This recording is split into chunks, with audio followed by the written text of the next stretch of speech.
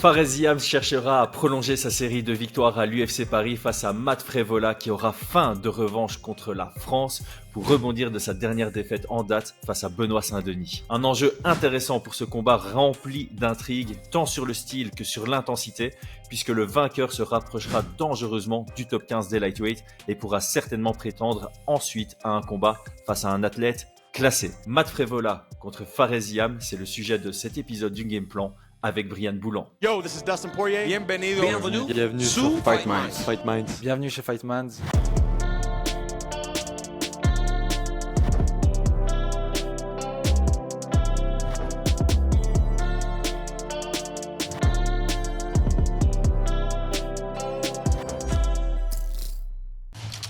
Paris sur le MMA avec Unibet. Quelle sera l'issue du combat? Une soumission? Un KO? Paris sur l'appli numéro 1 avec Unibet. 100 € de bonus sur ton premier pari. Brian, quel intérêt portes-tu à ce combat? Un grand intérêt, je le dis honnêtement. C'est un combat qui m'intéresse grandement. Au-delà du fait que Ziam fasse partie enfin de la team France et que ce soit l'UFC Paris, même si c'était dans un autre pays, deux autres athlètes, il y a quand même pas mal d'interrogations que j'ai sur ce combat-là, sur l'aspect sportif.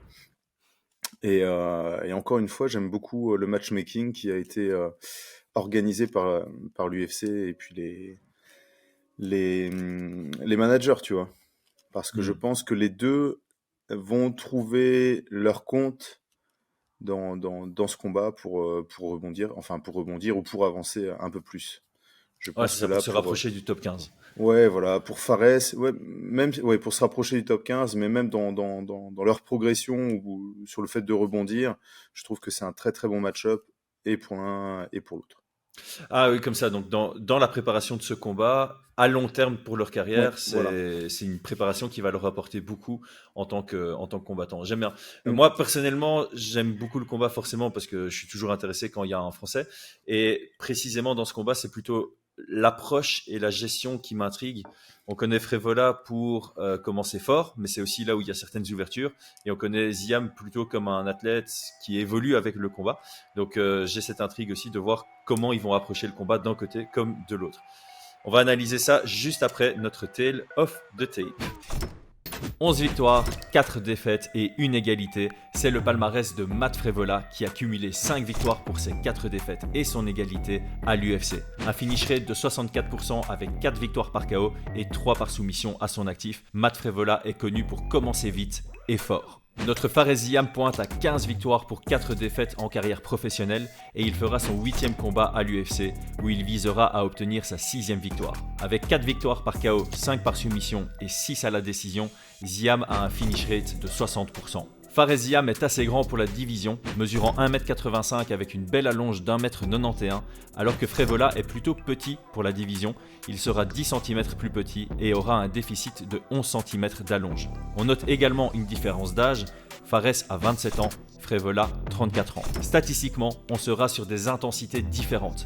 Fares a un style plus touché sans être touché, avec 2,7 frappes qui touchent à la minute contre 1,72 encaissées, face à Frevola, plus dans l'échange, encaissé pour donner, tournant à 3,71 contre 3,57. L'Américain est assez actif dans le département de la lutte.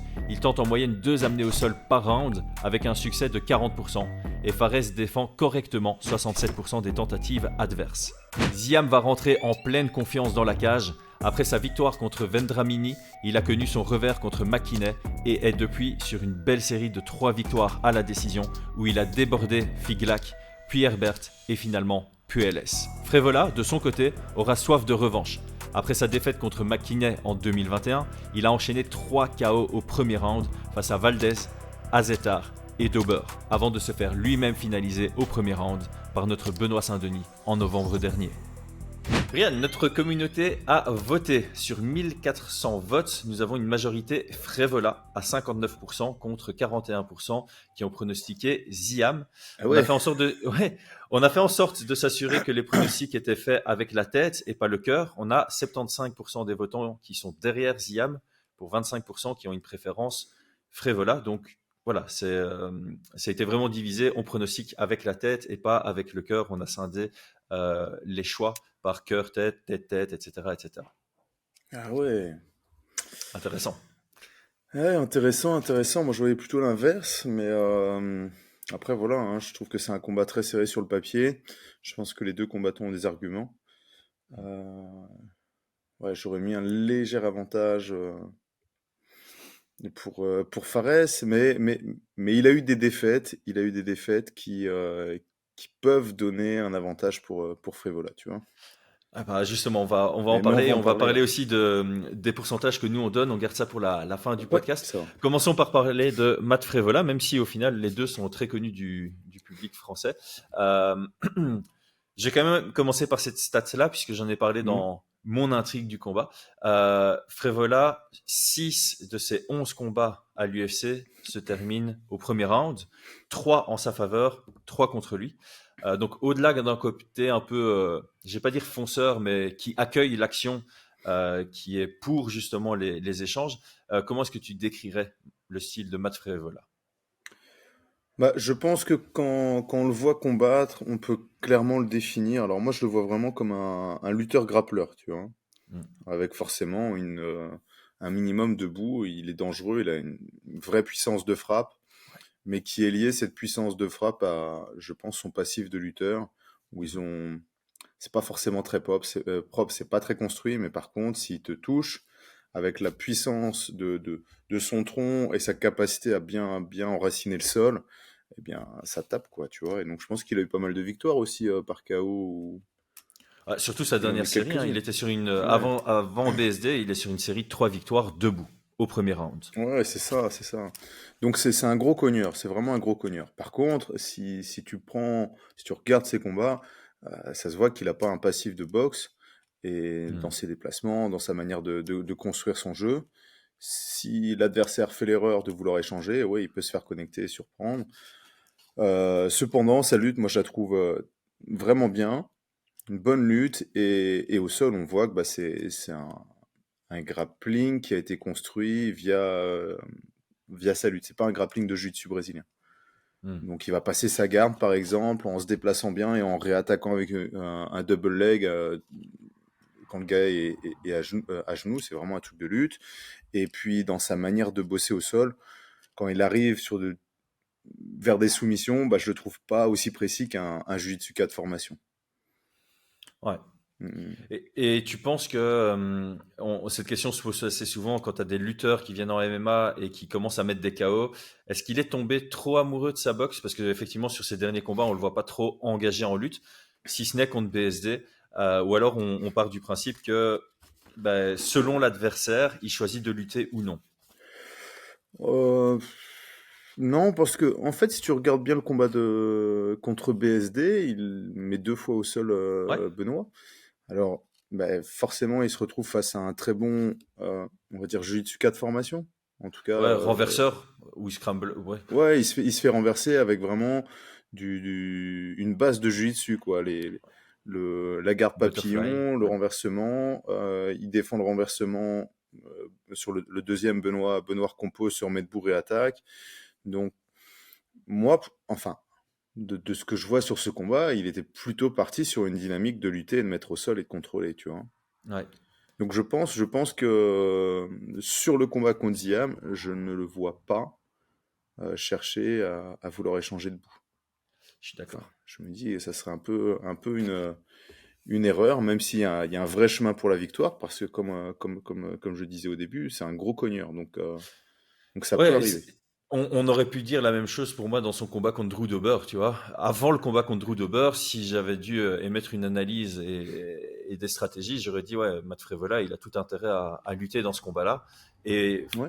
voilà, il dominait pas du tout les échanges debout, mais il en suffit d'une Ah avec bah ouais. Frevola. Et je te rejoins, il a ce style un peu. C'est pas, bon, on n'est pas du côté de Dricus du Plessis, mais c'est pas super beau, c'est pas super Non, propre ce qu'il envoie du tout. debout. Mais il y a un côté efficace, il touche Ouais. bien et il en faut pas beaucoup pour qu'il fasse très mal. Tu Bah, vois les middle Azaitar kicks aussi, qu'il hein, envoie, ouais, il l'a couché. Azaitar, il l'a connecté quasi de la même manière que Drew Dober, hein. Ouais, Avec ouais, un ouais. mec qui est arrivé, qui a voulu échanger un peu trop confiant. Et puis voilà. Ouais, ça se retourne Euh, contre eux. Ouais. Et puis il y a des petits défauts techniques, mais que les gens n'ont pas encore réussi à réellement exploiter. Notamment quand il envoie un middle kick, bah, sa jambe va venir d'abord juste à côté de son pied d'appui, et puis il a besoin d'un deuxième temps pour rapatrier sa jambe derrière. Enfin, tu vois, c'est des Mm. petits détails comme ça où je me dis face à un technicien, ça peut coûter cher. En termes de faiblesse, moi j'avais noté, j'ai l'impression qu'il est faible au corps. J'ai l'impression qu'il aime pas qu'on le tape dans le corps. Après, c'est une impression, il n'a pas encore été finalisé sur un coup à la midsection. Ouais, je me Mais contre rappelle. Dober, j'ai l'impression vraiment qu'il y a des réactions de douleur quand il prend un direct dans Mhm. le bidou. Écoute, je me rappelle que tu en avais parlé quand on avait fait l'analyse pour Benoît Saint-Denis. Ouais. Là, quand j'ai regardé à nouveau ses combats, moi, je pense quand même que l'intensité qu'il donne au premier round, Mhm. parce qu'en voyant à nouveau le combat contre BSD, il n'y a pas que Benoît en fait qui met de l'intensité. Je Ah non, suis pas. là j'ai l'impression que C'est Benoît, il était plus en mode je vais venir mesurer ouais, contre Frévola. ouais. L'intensité qui a été développée, c'était vraiment aussi Frévola Mhm. qui donnait, tu vois. Et moi, je suis remonté jusqu'à Jalin Turner parce que je trouve que le profil est assez similaire. Et pour moi, une de ses faiblesses, c'est d'être un petit peu trop généreux au premier round, tu vois. Ouais. Et deuxième, troisième round, contre Jalin Turner, je trouve que il y avait des belles ouvertures pour Jalin. Il était capable de mettre sous pression.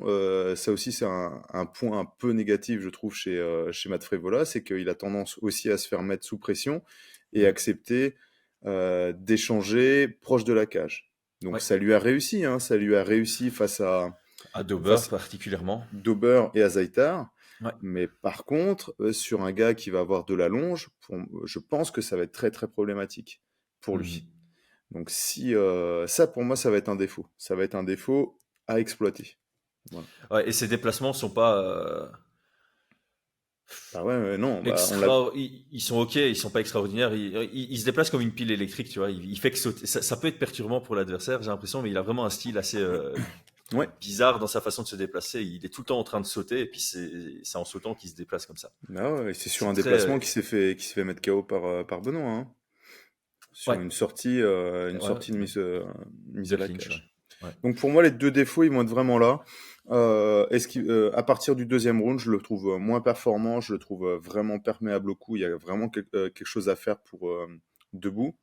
Mhm. Et puis le deuxième, comme je te disais, il accepte de se faire mettre sous pression, il accepte d'échanger dans la zone noire, on va dire, proche de la Mhm. cage. Ça lui a réussi face à des gars qui ont voulu vraiment rentrer dans son jeu. Par contre, ça peut être problématique sur des gars qui vont vouloir le tenir à distance et qui Ouais. auront la longe, tu vois. Top. Je sens déjà les pistes qui vont venir pendant notre discussion sur le game plan, et j'aime bien la direction que ça prend. Fares Ziam, première chose que j'ai envie de dire sur lui, il progresse à chaque combat. Il approche le sport et sa carrière intelligemment, je trouve. Clairement, un combattant plutôt posé, mesuré, réfléchi. Ceinture noire de judo, dont on a souvent discuté ici. Mm. Assez précis, debout. Une bonne défense en pied-point aussi. Je pense que les stats, c'est au-dessus de 60% de responsabilité défensive, Ouais. et un grappling tant offensif que défensif en évolution, je trouve. Qu'est-ce qui sort du lot en positif et en négatif chez lui, selon toi? Bah écoute, je pense que tu l'as dit, je trouve que sa défense de lutte est plutôt très bonne. Mhm. Son sol, il en a parlé, hein, il est au-delà de l'évolution, il a quand même une grosse base de sol, mais qu'il commence à vraiment exploiter. Sur le judo, j'étais assez étonné sur l'interview que John avait Ouais, sur faite, notre chaîne. qu'il était assez critique sur le judo, comme s'il y avait une sorte de regret à avoir pratiqué. Moi, je pense que au contraire, cette base-là, il devrait vraiment l'exploiter et en faire une force. Mhm. Et sa capacité par exemple, à défendre la cage avec un overhook, tu vois, c'est pas donné à tout le monde. C'est vraiment pas donné à tout le monde. C'est même une position qu'on déconseille, sauf si on est très bon judoka. Oui, comme tu l'as dit, très très bon kickboxer. Il gère bien sa distance. Il est concentré, on va dire. Il est précis. Euh, voilà, hein, je pense que, ouais, comme tu l'as dit, en constante évolution. Alors peut-être que son point de progression, ça serait, mais ça on va en parler, ça va être plutôt sur l'aspect physique. Tu vois. Ouais. Je le trouve peut-être encore légèrement.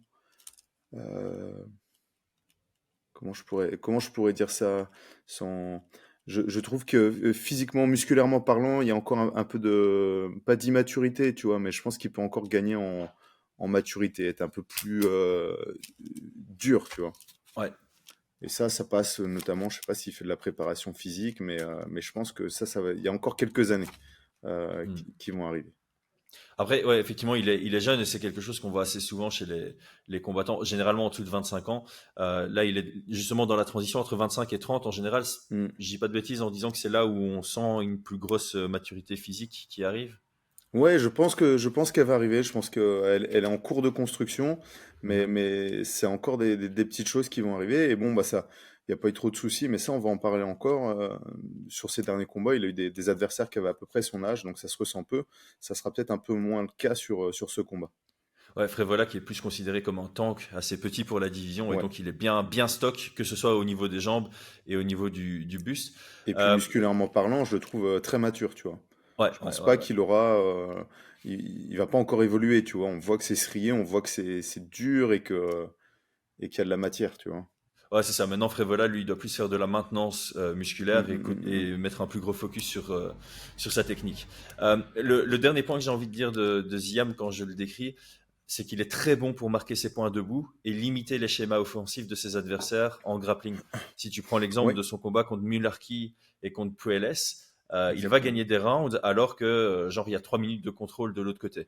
Ah, ça c'est, Alors, c'est très juste, mais ça reste un indicateur il est vraiment capable de bien toucher debout, d'être impactant debout. Et quand il se retrouve sur son dos, il va avoir une très bonne capacité, soit d'annihiler le schéma offensif de son adversaire, soit même, genre contre Mularki, il fait un très très beau sweep. Contre Puelles aussi, il utilise des belles choses pour se relever. Donc, ouais, c'est un point qui me c'est semble très important dans ce combat aussi à souligner. Il y a un exact, risque ouais. lié à ça, mais c'est un point clé. Ouais, tu as entièrement raison parce que sur le combat contre Puelles, moi je l'ai regardé un petit peu en avance rapide et je me rappelais que sur les réseaux sociaux, il y en a beaucoup qui trouvaient entre guillemets hein, que qui étaient étonnés par la décision, tu vois. Mhm. Et en avance rapide, je me dis ouais, c'est vrai que bah, on a vu des combats qui pouvaient aller dans l'autre sens parce qu'il y Ouais, avait beaucoup de sol et de lutte. Et je suis allé sur MMA Decisions pour ouais, regarder. Et effectivement, tout le monde était OK pour dire hein, que non, Fares l'emportait, prenait vraiment ses rounds, tu vois. ouais. Effectivement, bah, si tu regardes bien, c'est là, c'est lui qui marque les points, c'est lui le plus offensif debout.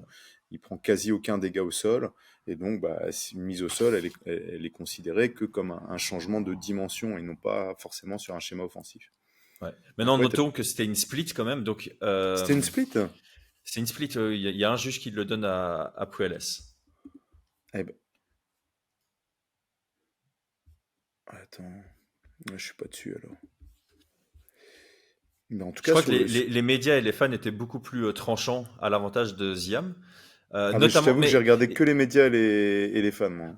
mais voilà, Ok. je pense aussi que Mais effectivement, ouais, ça peut ici jouer, c'est pas tu pour vois. décrédibiliser quoi que ce soit, mais je pense que les gens en ont eu marre de ce que faisait Puelles parce qu'il avait fait la même chose contre Dan Hooker, de se mettre au sol, d'attendre, etc., etc., et Mm, de mm, pas mm. proposer beaucoup de Oh bah, voilà de toute de façon, divertissement au sol. Et donc par lassitude, ils ont dit ouais c'est bon, c'est Ziam qui a vraiment plus plu au public dans ce combat, donc je penche Ziam.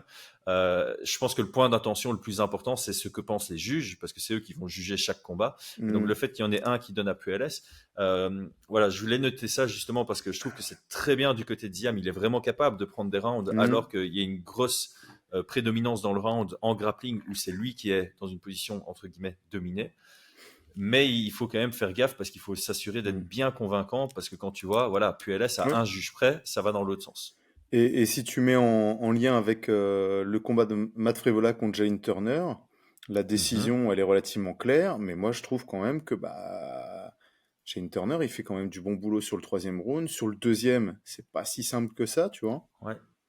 Sur le premier, bon, il n'y a rien à dire, mais effectivement, d'un jour à l'autre, en fonction, sur un ou deux coups, eh ben, la décision peut échapper, ouais. Totalement. Mm, mm, Totalement. mm. Parlons game plan. On va commencer par Ziam. Si tu étais dans son coin, quelles seraient les grandes recommandations à l'approche de son combat contre Matt Frevola ici? Je suis en train de regarder ce que j'ai écrit. J'ai une grosse liste pour Ziam. J'ai quasi rien pour Frévola. Excellent, moi c'est pareil, c'est pareil. J'ai un point pour Frevola et j'en ai 1, 2, 3, Genre, 4, 5 pour Ziam. écoute, c'est pas que. On sent nos Donc, préférences ou c'est ouais, je juste crois que c'est beaucoup à plus cause de simple. ça, tu vois. Je Je suis sais trop pas, moi je pense investi. juste que pour Frevola c'est juste plus simple à définir ce qu'il doit faire contre Ziam, alors que pour Ziam il y a une plus haute complexité à approcher le combat. Bah oui et non. En fait, c'est pas une complexité en soi, Mhm. mais effectivement, il y a des choses à mettre en place. Donc pour Ziam, moi je pense que bah, clairement on va être un peu sur une opposition de style, hein, et je Totalement. vois Fares être beaucoup plus à l'aise et dominer debout. Donc ça va être, on va dire, la base de rester debout face à Frévola. Ouais. Euh, je pense qu'il doit, au fur et à mesure, réussir à mettre de la pression et pousser Matt Frévola en dehors du cercle. Tu Ouais. vois, le mettre proche de la cage, avoir de l'espace pour désengager. Ouais. Euh, rentrer, premier round, on risque d'avoir beaucoup d'intensité de la part de Matt Frévola. Donc la consigne, ça va vraiment être de survivre à ce premier round-là, tu vois. Mhm. Survivre tout en prenant de l'énergie. Parce Ouais, c'est ça, que, pas faire que refuser l'action. voilà, imaginons qu'ils se disent, ah, je dois juste survivre, tu tires la garde, t'attends, Matt Frévola est encore frais pour le deuxième, là, ça va être la cata. Il serait Donc, frais, Vola. tu dis quoi? Il serait frais, Vola. Oui, exactement. Donc voilà, donc ce premier round, il doit être capable de prendre de l'énergie et survivre, parce qu'il va y avoir de l'intensité, et je pense que cette intensité, je pense pas, enfin, je me rappelle pas avoir vu Faresiam avoir un combat avec quelqu'un qui va lui donner autant d'intensité, si ce n'est peut-être contre Terence McKinney, ça s'est plutôt mal terminé. Exactement. Ouais, c'est ça, hein. Ouais. Après, voilà, hein, Et une intensité en lutte qui plus est. voilà, j'ai pas refait tout le parcours, mais bon, voilà. Oh, Ça va être, en gros, tu as une amenée au sol dans les 6 premières secondes sur un fait de combat. Je pense qu'il y a un kick simultané, ça trébuche, et puis ouais, les mais il y a deux veulent eu, lutter, et c'est McKinney qui... Là, on sent vraiment il y a l'expérience lutte de eu, McKinney qui cherche absolument le top control, et on sent les peut-être défauts d'un gars qui a fait plus de grappling que de lutte, d'accepter de se retrouver sur son dos pour essayer de ouais, prendre bah, une position de scramble, et puis il y a eu une ça se amenée au retrouve pas. sol très rapidement, une prise de dos avec Claudio Puelles hein, aussi, hein. Exact, exact. Ouais. Donc, Ouais, c'est un axe d'amélioration, ça peut-être. C'est vrai que je l'avais noté, je l'ai pas mis. C'est écoute, on mettre va plus faire d'énergie dans avec. la lutte défensive. Mais voilà. On va faire avec. Dans tous les cas, même si ça arrive dans les premières minutes, il va falloir survivre à ça et prendre de Mhm. l'énergie. Pas se Ouais, retrouver en dessous, en monde, dans un truc catastrophique, mais il faut prendre de l'énergie. Ça a plutôt fonctionné pour Jane Turner, qui s'est fait prendre le dos très rapidement, qui même s'est retrouvé en monde dans le premier round. Enfin, c'était la machine à laver, tu vois. Et il a pu exploiter un peu plus facilement le deuxième, troisième. Pas ouais. suffisamment, parce que je pense qu'il y a encore des choses à mettre en place. Donc pour moi, c'est ça. Single attack sur le premier round. Ok, tu l'as noté aussi? En fait, tu es en train de donner Vas-y, toutes vas-y, mes notes alors au continue. moment. Fais la deuxième partie. Moi, j'avais mis un style engagé-désengagé.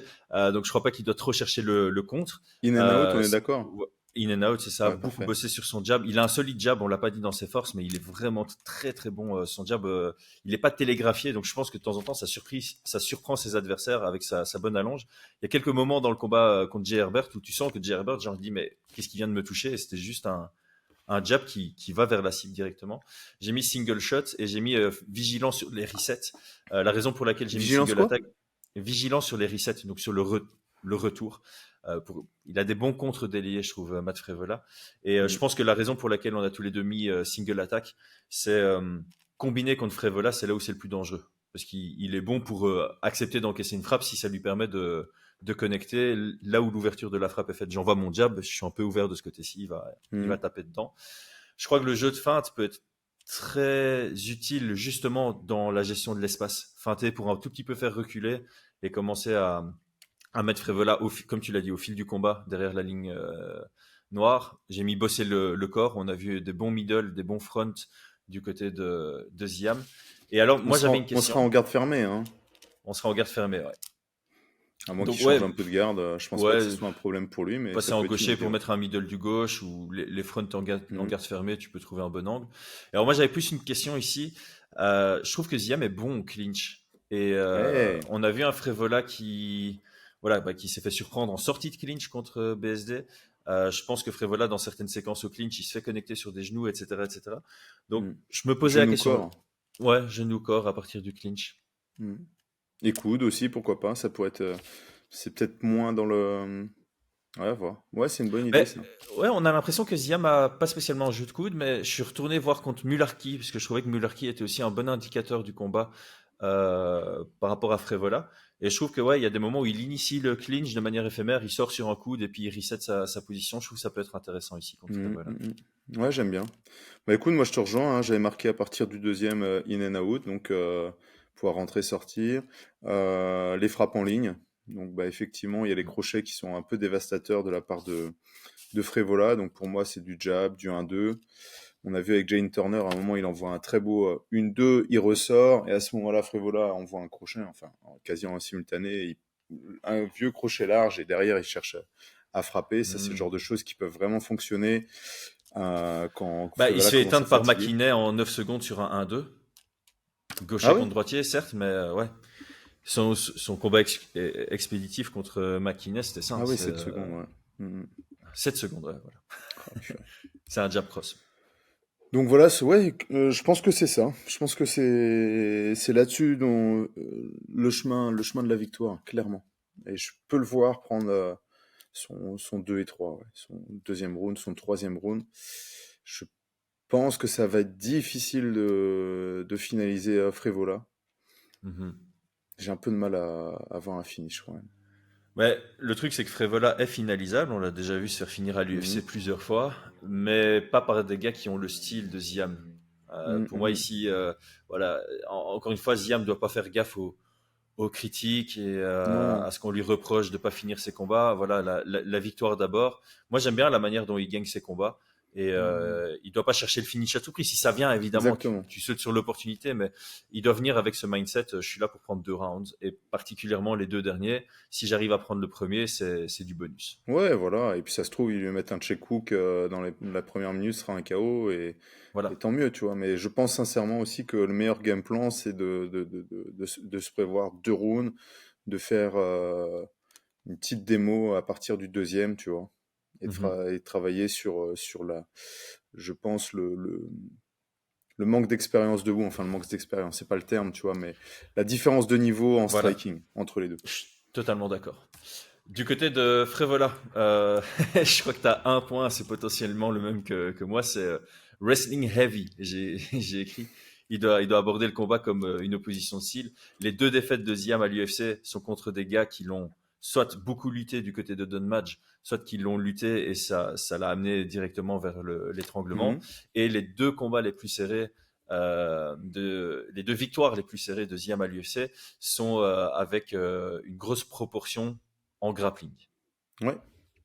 Bah écoute, oui, moi c'est ça que j'ai mis, hein. Je pense qu'il doit arriver, mettre de l'intensité, lutter, grappler, Mhm. et partir du principe que ce premier round peut. Je, alors, je parlais de la différence physique entre les deux. Je pense que c'est le premier adversaire pour Fares avec une maturité physique aussi importante, tu vois. Je pense qu'il a Mhm. affronté beaucoup de jeunes juste avant et que un mec, il a quel âge? 34, on a dit? 34, ouais. Voilà, il est pas très grand, il est vraiment, c'est un physique de lutteur, tu vois. Il a une vraie maturité physique, ça va être, ça va piquer au début, je pense, hein. Ça va Ouais. pas être du muscle souple de la jeunesse, tu vois. Ça va être de la planche, tu vois. Et donc Ouais, ouais. ça, voilà, moi je pense il doit s'imposer comme ça, Matt Frevola. Dès le premier round, il doit vraiment le mettre dans le rouge, partir du principe que Fares va peut-être vouloir absolument se relever, par exemple, parce Mhm. qu'il y a le public, parce qu'il se dit ah non, je peux pas perdre un round, etc. Et exploiter tout ça. Ouais. Je pense que Matt Frevola doit faire attention parce qu'il a montré quand même qu'il perdait des positions, notamment quand il avait le dos. Donc, Mhm. moi, je serais à sa place, j'aurais fait un bon petit stage de grappling jiu-jitsu là, parce que Tu perds pas un dos, tu perds pas une montre, tu vois, en combat à ce niveau-là. C'est peut-être ce style. Frévola me donne l'impression qu'il n'a pas de patience. Ouais, pourtant, Tu vois, ouais, ouais. c'est peut-être ce style un peu vouloir toujours progresser, faire quelque chose, être Ouais. dans l'action qui a, finalement peut se retourner contre lui. Mm, Surtout mm, face à quelqu'un d'aussi fin techniquement que Ziam. Je pense que Ziam, dans chaque position, il a 3 options et il va choisir la meilleure sur base de la position ou de l'action de son adversaire. ouais, voilà. Et puis, bah, bien évidemment, hein, les grands principes, s'il est capable de mettre de la pression, je pense que ça sera un avantage pour lui. Mhm. On l'a vu, c'était contre qui? Gennaro Valdez, que je connais pas. Mais il lui a mis pas mal de pression, il l'a connecté en le rapprochant de la cage, tu vois. Ouais. Donc ça peut être quelque chose. Et alors, par contre, s'il n'arrive pas à mettre de la pression et qu'il a un Fares, il faut qu'il l'aspire, tout simplement. Il peut Mhm. accepter de reculer, mais il doit être capable de sentir qu'il est en train d'aspirer. S'il sent Je qu'il est en train de... pense, Tu dis? maintenant que tu dis ça, euh, Frévola, après sa défaite contre BSD, il avait fait un tweet sur ce qu'il avait prévu, sur le game plan Ouais. qu'il avait prévu. Et je pense qu'il avait parlé d'aspirer BSD. Ouais, bah Donc il a là, déjà fait un camp à un moment où il n'a pas réussi. il a rien Mais, aspiré du tout, là. mais je pense que ça faisait Il partie a de sa inspiré un stratégie, hein. kick avec sa bouche, ouais. Après, ça peut peut-être donner un indicateur de genre, je me prépare à aspirer des gars, mais en fait, j'en suis juste pas capable, donc je rentre dedans, tu vois. Non, bah là, ce qui s'est passé, c'est qu'il a été mis sous pression et il a voulu désengager. Et il s'est pris Ouais, un high kick au moment où il désengageait, alors que c'est une zone où tu dois être attentif, ouais. bah, ultra défensif. Tu montes ta C'est garde, tu baisses ton front, tu pars pas comme ça, genre je désengage, et puis bah, tu te fais shooter, tu vois. c'est clair. Non, C'est clair. aspirer, je pense que ça va être compliqué, hein. Donc ça peut être un truc, mais pour moi, absolument, c'est la lutte qui devra privilégier, hein. Ouais. Mm, mm, mm. Bon, on en arrive à la partie prono, pronostats, code de Paris. Pronostat. Alors, il n'y a pas de code de Paris disponible pour le moment sur unibet.fr. Déjà, il faut attendre si ce sera sur la carte principale ou non. Euh, dans mes notes, j'avais prévu de faire l'enflure et de te poser la question, si Unibet t'appelle pour définir les cotes, que leur donnerais-tu? Mais tu en peux donner une indication en début de podcast. Ouais. Moi, ici, j'ai mes notes. Donc, perso, je mets Ziam favori à 55-45. Ouais. Et je ne sais pas si tu te positionnes sur la même chose. Bah, je vois légèrement favori, effectivement. Je pense que c'est vraiment opposition de style, donc on peut voir les deux scénarios se produire. Ouais. Je pense que ça va jouer sur ce premier round. On peut avoir clairement un Fares qui se fait submerger et qui perd tout simplement dans une décision où il aura été lutté et grapplé. Ouais. Et je peux voir aussi un Fares qui réussit à imposer sa distance, toucher, frapper, gérer vraiment cette distance, gérer les offensives de Matt Frevola, son intensité à partir du deuxième et l'emporter à la décision. Je pense que le scénario le plus probable reste celui-là, même s'il semble le plus difficile parce qu'il y a le plus d'adaptation. Ouais. Moi, j'étais parti à la base sur un 55-45, clairement. Ah ben voilà, ouais. Donc on est Et un tout petit si, peu à l'opposé de notre communauté et si là-dessus. Unibet m'appelle, je mettrais un 60-40, tu vois. Oui, en fait, c'est Histoire que ça. les Français mettent de l'argent sur Frévola, tu vois, Ouais, ouais, ouais, et que c'est j'empoche clair. le pactole. Non, non, mais c'est vrai que bon, si unibet.fr t'appelle, tu dois dire, OK, moi je vois ça comme un 55-45, donc mettez un plus 5% côté français. Comme dans tous les combats qu'il y aura à l'UFC Paris, il faudra Ouais. donner la cote des Français moins attractive pour les Français, parce qu'on sait que ça fonctionne comme ça. Mm, mm, mm. Mais Euh, bah, je suis content que tu vois un 55-45, parce que j'avais peur. mais en fait, le truc, j'hésite toujours à le dire. Je suis content aussi que le public voit l'inverse, tu vois. Ouais. Parce que ça veut dire que dans les commentaires, ils pourront nous dire pourquoi ils voient l'inverse, et si on est peut-être trop confiant de notre côté, enfin voilà, peut-être, hein. Ouais, je sais qu'il y a certainement des personnes qui vont dire vous êtes biaisé, etc., etc. Moi, je vais le dire, je vais me faire tuer en commentaire, mais je trouve pas que Frévola est réellement un niveau de top 15. Je pense qu'il y est passé juste avant son combat contre BSD, mais je crois pas qu'il va retourner dans ce top 15. Je vois ça comme un one shot.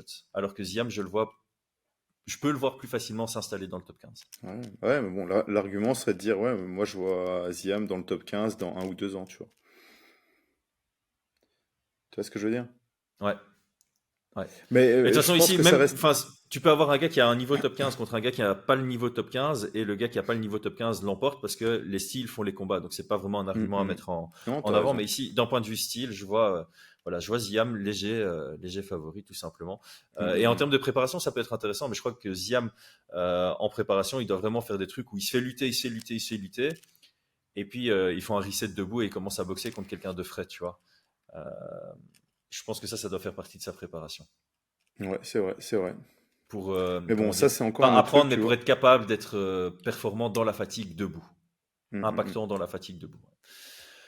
Bon, on a reçu pas mal de commentaires sur nos 2 derniers game plans où les gens sont un peu déçus qu'on ait changé le format et qu'on enlève la partie pronostic et préférence. Donc, on vous écoute, on est à l'écoute de notre communauté, on fait des tests et on évolue comme ça. Donc ici, on va quand même faire prono et préférence dans les épisodes game plan et dans les vidéos réservées aux membres, on va répondre aux questions.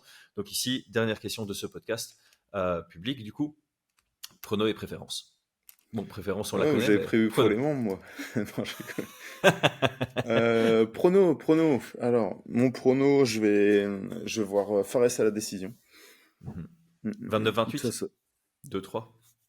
Ouais, 29-28. Je mettrais une pièce sur une égalité. 18-9-10, 9-10. Il y a un combat de Fares où, après, je suis pas allé le revoir, donc je sais pas si c'est scandaleux de cet arbitre-là ou pas. Contre Luigi Vendramini, c'est une décision majoritaire, ce qui signifie qu'un des juges voyait une égalité. Donc c'est Ah ouais? déjà arrivé du côté de Ziam qu'on frôle l'égalité. Après, c'est trop loin dans ma mémoire et je suis pas retourné Ouais, voir ce combat en futur. particulier, donc je sais pas te dire si le mec a déconné de mettre un 18 pour Luigi ou pas. Non, mais bon, c'est le genre de combat où je mettrais un 0-1, tu vois, 0 Ouais, unité. sur l'égalité. Mais je vois une décision. Après, voilà, je serais pas du tout surpris par le fait que ça aille de l'autre côté. Donc, ne voyez Mhm. pas ça comme un truc figé ni quoi que ce soit. Euh, mais je pense que ouais, je vais rester collé à mes prédictions sur le game plan. Et Mais préférence, bah, bien évidemment, je vais pas, enfin voilà, j'espère voir Fares s'imposer de cette manière-là. Ça va, ouais, je pense que ça, dans sa progression pour le futur, clairement, c'est ce que j'espère voir, ouais, sans, à la sans débat. limite, la préférence qu'on peut avoir, c'est presque un Ziam qui se fait un tout petit peu déborder physiquement dans le premier round, puis qui prend le 2 et le 3, comme ça il a la victoire et il a peut-être cette réalisation de dire, ok, maintenant, la prépa physique doit faire partie intégrante de la suite de ma carrière. Ouais, ouais, je pense. Comme ça, tu as la Et victoire avec une grosse piste d'amélioration derrière. ouais, clairement. Et alors, bah, si, préférence, j'aimerais bien le voir gagner par TKO, tu vois, dans le troisième. Ah, ça serait Genre, magnifique. avec un Matt Frevola qui cherche à le toucher dans la fatigue, il passe derrière, paf, il connecte, il arrive au clinch, des genoux, ça tombe, l'arbitre arrête, ça me plairait vraiment bien comme scénario, Hmm, que je pense aussi assez probable. Voilà, ouais. ça c'est ma préférence. Parfait. Bah, moi, je reste sur le même prono que toi. Voilà, 55-45. Sur les 55% que je donne à Ziam, il y a probablement entre 45 et 50% de décision, tu vois, de scénario de décision. Donc, je vais aller là où il y a ma majorité. Donc, Ziam à la décision. Ben voilà, on a tout dit. Il ne nous reste plus qu'à répondre comme d'habitude, excellentes questions de nos membres. Ce sera sur une vidéo réservée exclusivement à eux. Si vous voulez rejoindre ça pour voir nos réponses et nous voir approfondir ce sujet entre Ziam et Frévola, il y a un bouton en bas à gauche de cette vidéo pour rejoindre la communauté Fight Minds. Les sujets qu'on y traitera seront surtout autour de l'ambiance, puisque Frévola est apprécié du public français. Il y a vraiment cette question de ce qu'on anticipe dans le stade pour l'UFC Paris en termes d'ambiance et la suite qu'on souhaiterait voir pour Ziam en cas de victoire. Les amis, merci à tous. Brian, merci pour la préparation. Ciao, ciao! Ciao.